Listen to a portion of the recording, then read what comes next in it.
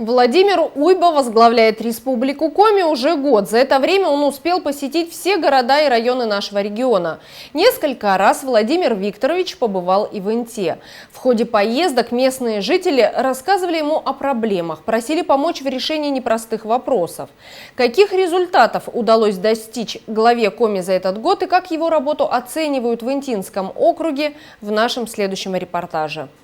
В этом учебном году автопарк городского управления народного образования пополнился 3 специализированными автобусами для перевозки детей. Потребность в новых транспортных средствах в Интинском округе была уже давно. Старым школьным автобусам более 10 лет, и их необходимо менять. Напомним, в конце августа более 30 ПАЗов и «Газелей» поступили в регион для распределения между учебными учреждениями 18 районов и городских округов. Один из автобусов получила Инта. Недавно городу передали еще 2 современных транспортных средства. Как отметил глава региона Владимир Уйба, новые автобусы – это прежде всего забота о безопасности детей, которые будут ездить от дома до школы в современном и безопасном транспорте. Учебный год 2020-2021 начался не только со Дня знаний и с праздника первоклассников, но еще с такого знаменательного события, как получение специализированного школьного автобуса для интинских школяров. На сегодняшний день у нас уже 3 таких автобуса новых полученных, потому что совсем недавно на последней сессии депутаты городского округа единогласно приняли решение о передаче из государственной казны Республики Коми в казну нашего города еще двух школьных автобусов.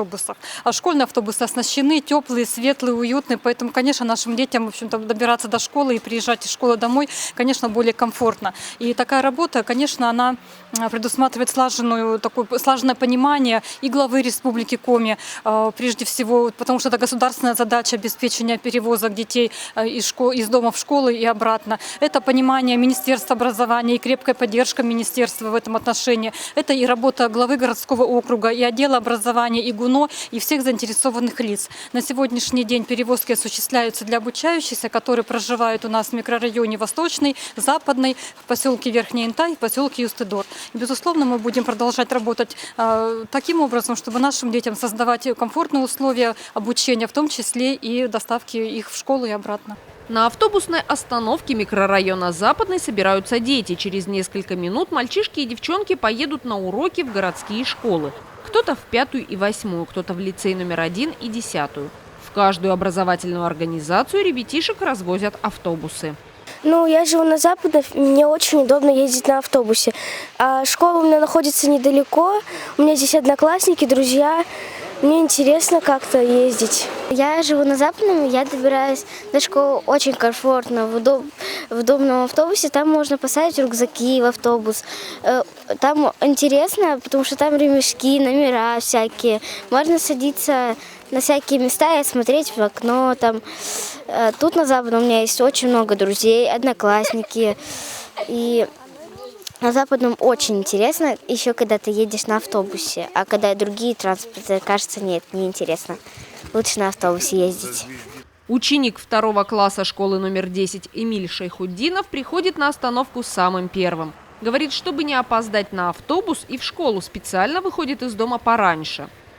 Я пару метров иду от дома на газельку. Потом автобус приезжает, я сажусь на свое место. У меня 4-й и 3-й.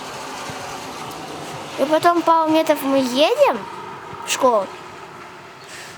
На остановку мы высаживаемся, выходим и сразу идем в школу.